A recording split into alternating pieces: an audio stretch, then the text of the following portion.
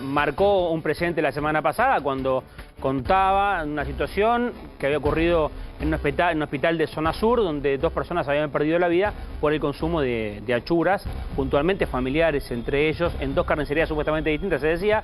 Pero bueno, estamos digamos, en el medio de una alerta, no solamente zona sur, han aparecido casos en otros lados. Estamos trabajando en vivo con Mercedes Mora. Mercedes, buen día, ¿dónde estamos?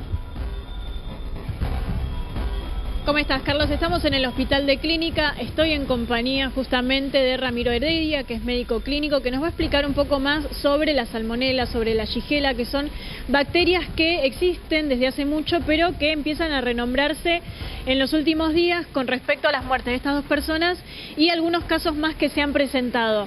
¿Tenemos que asustarnos? ¿No tenemos que asustarnos? Queremos saber bien de qué se trata y cómo prevenirlo. ¿Qué tal? Buen día, doctor. Buen día, gracias por la invitación. Bueno, la verdad que tenemos que ocuparnos, básicamente. Es fundamental entender que la salmonela y la shigella, principalmente la salmonela, son bacterias que tienen distribución universal, están presentes en el medio, generan infecciones en animales, en humanos, y nos infectamos interespecie inclusive, y los humanos con humanos mismos. Que la prevención fundamental, primero, es una de las principales causas de gastroenteritis del mundo, de diarrea, enfermedades diarreicas, una de las principales 4 causas del mundo es la salmonela, que es la salmonelosis, la salmonela notifi principalmente, que es este tipo de salmonela que se encontró en este caso. La mayor parte de la enfermedad que genera son enfermedades diarreicas leves. Por eso se dice, hay cálculos en otros lugares en los cuales por cada caso reportado hay 30 casos sin reporte porque se resolvieron solos, porque la persona no requirió internación, no se deshidrató, no tuvo complicaciones. Hay poblaciones más vulnerables que otras, que generalmente son niños pequeños, principalmente menos de 1 año, los adultos mayores y las personas inmunocomprometidas, como las diarreas y muchas enfermedades en general, son la gente más vulnerable. Lo que pasó acá habitualmente se relaciona a este brote que están reportando de 4 casos. Se reporta, generalmente tiene que ver con malas prácticas de higiene alimentaria, o sea, si uno controla y supervisa que se cumplan bien las pautas de higiene alimentaria en el domicilio, en los comercios, en toda la cadena de distribución de los alimentos, doctor, baja mucho el riesgo de contraer no solo salmonela, sí.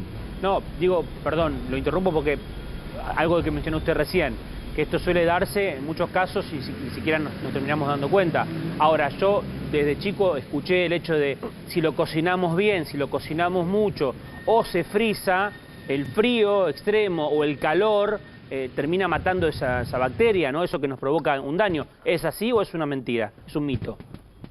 Sí, es fundamental, como decíamos, lavado de manos antes, durante y antes y después de manipular los alimentos, después de ir al baño, después de cambiar pañales, después de sacar la basura, después de tocar a los animales. Antes de comer, siempre lavarnos las manos. Sí. El calor, fundamental. Esta bacteria había circulado de que necesitaba 1000 grados para poder matarse esa bacteria. No existe nada que necesite más de tanta temperatura. Claro, la bacteria muere a algunos minutos de cocción a 71 grados, que es la cocción habitual. Deberíamos comer, principalmente como sabemos se transmite en alimentos crudos. Deberíamos, cuando hablamos de carnes, las carnes bien cocidas, o sea, no tengan nada rojo, que no tengan jugos, que los jugos sean claros, con eso alcanza la bacteria, con eso se muere. Cuando hablamos de huevos, que también es, como tiene mucho que ver con la transmisión con aves de corral, el huevo se contamina por fuera la cáscara por la materia fecal del animal infectado y se contamina por dentro también. Existe una transmisión vertical de la gallina al huevo.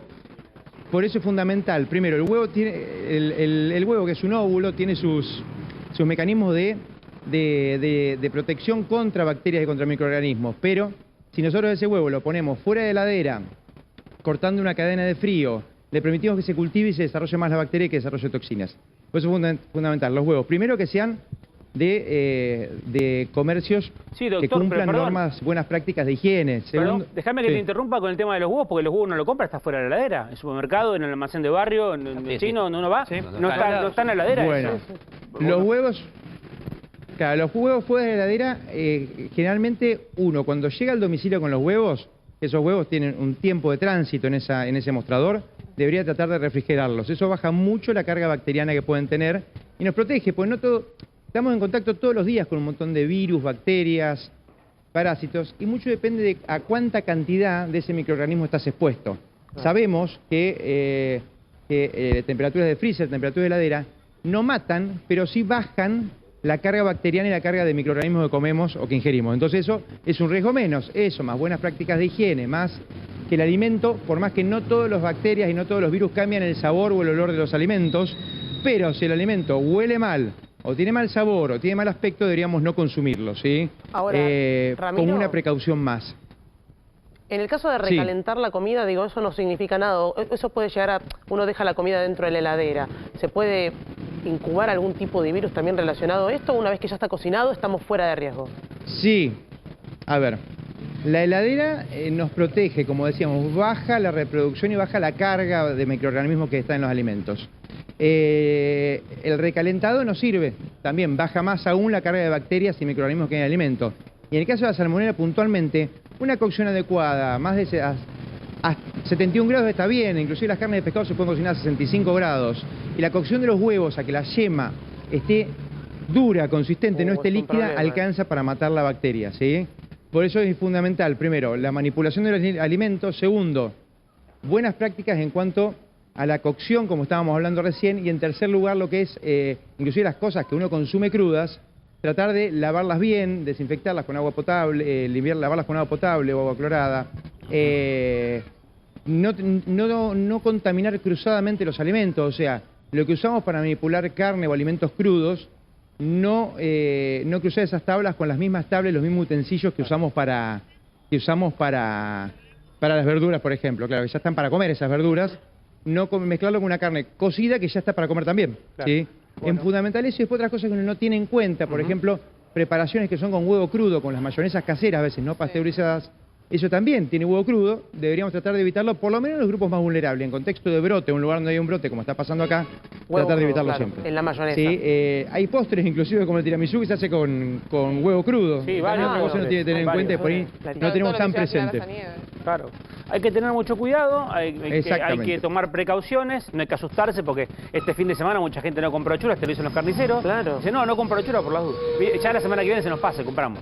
¿No? Porque es así. Hubo muchos cumpleaños, por ejemplo. Cocinarlas bien, lavado de manos. A partir de... En el partido de estudiantes prohibieron la venta de chorizo. Bueno, en La Plata. Bueno, voy a comentar. De choripán en la puerta, sí. Se Sí, prohibió. lo interesante sería tener una conducta a lo largo del tiempo, tener cuidado con estas cosas. Sí, exactamente, que no sea un susto momentáneo. Claro.